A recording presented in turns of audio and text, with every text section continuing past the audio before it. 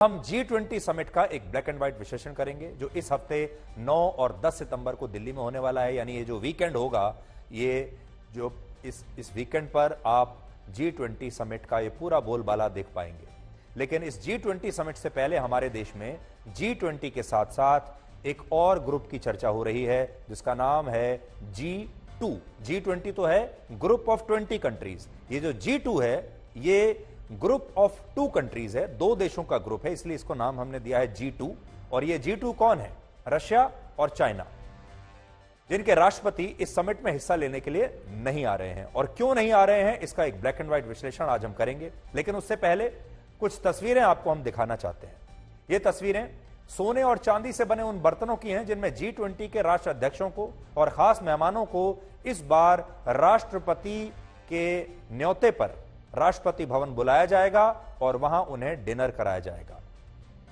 भारत की सांस्कृतिक पहचान को ध्यान में रखते हुए ये जो बर्तन हैं जिनमें खाना खिलाया जाएगा वो इस तरह से बनाए गए हैं।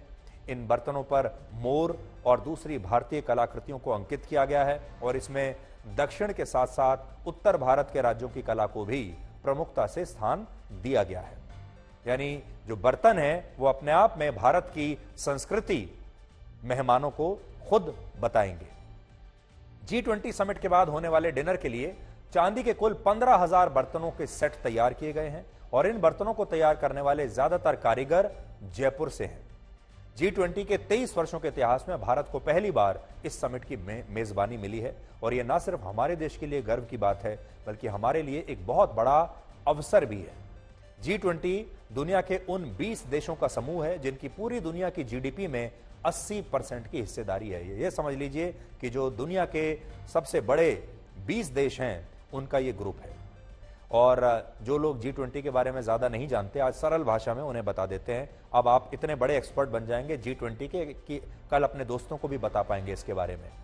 दुनिया का 75% अंतर्राष्ट्रीय व्यापार सिर्फ इन्हीं 20 देशों में होता है। G20 के 20 देशों में दुनिया की 60% आबादी सिर्फ इन 20 देशों में रहती है।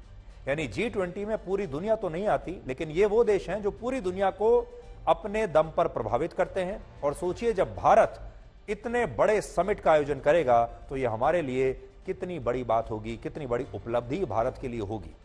हालांकि इस समय हमारे देश में G20 के साथ G2 की भी काफी चर्चा हो रही है और ये जो G2 हैं ये हैं रशिया और चाइना। ये दोनों देश G20 के स्थायी सदस्य हैं, बड़े बड़े देश हैं। लेकिन भारत में होने वाले इस समिट में इन दोनों देशों के ही राष्ट्राध्यक्ष शामिल नहीं हो रहे हैं। रशिया की तरफ से राष्ट्रपति व्लादिमीर पुतिन की जगह उनके विदेश मंत्री सर्गेई लावरोव दिल्ली आ रहे हैं, वो उनका प्रतिनिधित्व करेंगे।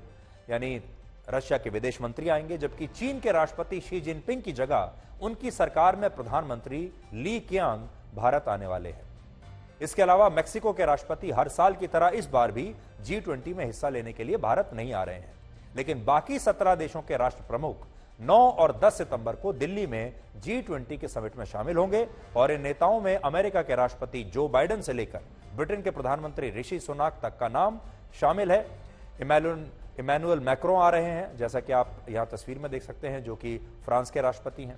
रशिया के राष्ट्रपति व्लादिमीर पुतिन इसलिए भारत नहीं आ रहे क्योंकि वो अभी यूक्रेन के खिलाफ चल रहे युद्ध की वजह से पश्चिमी देशों के नेताओं के साथ ना तो एक मंच पर दिखना चाहते हैं, ना ही उनके साथ हाथ मिलाना चाहते हैं, ना ही उनके साथ वो चाहते हैं कि उनकी कोई फोटो आए।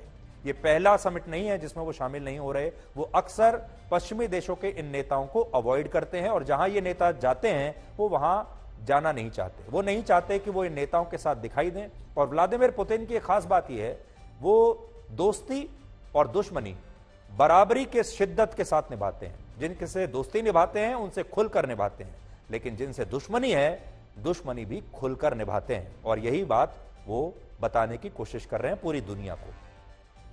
इससे पहले पिछले महीने हुए ब्रिक्स समिट में भी राष्ट्रपति पुतिन नहीं आए थे। हालांकि यहां बड़ी बात यह है कि राष्ट्रपति पुतिन ने जब भारत नहीं आने का फैसला लिया तो उन्होंने खुद प्रधानमंत्री मोदी को फोन करके इस बारे में जानकारी दी कि वो नहीं आ पा रहे हैं और वो क्यों नहीं आएंगे। पश्चिमी देशों में तो वैसे भी उनके आने जाने पर बैन लगा हुआ है, उनके ऊपर सैंक्शन लगे हुए हैं, तो वो वहां जा नहीं सकते। लेकिन भारत वो आ सकते थे। भारत आने पर उन पर कोई प्रतिबंध नहीं है। वो चाहते तो आ सकते थे, लेकिन उन्होंने फोन किया अपने दोस्त प्रधानमंत्री मोदी को और अपनी स्थिति स्पष्ट कर दी। लेकिन चीन के राष्ट्रपति शी जिनपिंग ने ना तो फोन किया और ना ही आखिर तक किसी तरह का कोई संदेश भेजा। राष्ट्रपति शी जिनपिंग ने शिष्टाचार के नाते भी भारत को समय पर इस बात की जानकारी नहीं दी कि वो भारत में होने वाले G20 समिट में हिस्सा लेंगे या नहीं लेंगे। उन्होंने इस बात को कई दिनों तक टालने की कोशिश की और फिर अचानक एक दिन पहले ही यह बताया कि उनकी जगह इस समिट में चीन के प्रीमियर यानी वहां के प्रधानमंत्री उनकी जगह हिस्सा लेने के लिए आएंगे। इसलिए ऐसा नहीं है कि रशिया और चाइना शामिल नहीं हो रहे, शामिल तो हो रहे हैं, क्योंकि रशिया के विदेश मंत्री आ रहे हैं और चीन के प्रधानमंत्री आ रहे हैं, लेकिन राष्ट्रपति नहीं आ रहे। असल में शी जिनपिंग दो वजहों से भारत नहीं आ रहे, जिनमें पहली वजह है भारत के प्रति उनकी ईर्ष्या और दूसरी वजह है भारत के रंग में भंग डालने की उनकी मंशा। G20 का मंच एक ऐसा मंच है जो अंतर्राष्ट्रीय स्तर पर भारत की कूटनीतिक पहचान को और मजबूत करेगा और जिस चीज में भारत के लिए कुछ भी अच्छा हो रहा हो उसमें चीन कभी भी भारत के साथ खड़ा नहीं हो सकता। इससे यह बात पता चलती है कि पिछले साल बाली में और पिछले महीने ब्रिक्स समिट के दौरान प्रधानमंत्री मोदी और चीन के राष्ट्रपति शी जिनपिंग के बीच छोटी छोटी मुलाकातें हुई थी और तब हमें यह बड़ी उम्मीद थी कि शायद इन मुलाकातों में दोनों देशों के बीच कोई बड़ा ब्रेक थ्रू निकल सकता है। लेकिन ऐसा लगता है कि इन दोनों मुलाकातों के दौरान दोनों देशों के रिश्तों पर जमी बर्फ को पिघलाने में ये दोनों नेता नाकाम रहे हैं और इसके पीछे भी एक अहम वजह है। पहले हम सोच रहे थे कि ब्रिक्स समिट के दौरान जब ये दोनों नेता मिलेंगे तो शायद कोई बड़ा ब्रेक थ्रू हो जाएगा, कोई बड़ी घोषणा हो सकती है, हो सकता है कि LAC पर कोई समझौता हो जाए और हो सकता है कि शी जिनपिंग खुद ये कहें कि मैं भारत आऊंगा और मैं दोस्ती करना चाहता हूं। लेकिन अगर वो नहीं आ रहे हैं, इसका मतलब यह है कि वो दोनों जो बैठकें हैं, मीटिंग्स हैं, वो नाकामयाब रही हैं। अब वो नाकामयाब क्यों रही है? असल में चीन चाहता है कि भारत सीमा विवाद के मुद्दे पर बात ही ना करे और दुनिया को यह दिखाए कि दोनों देशों के बीच सब कुछ सामान्य है।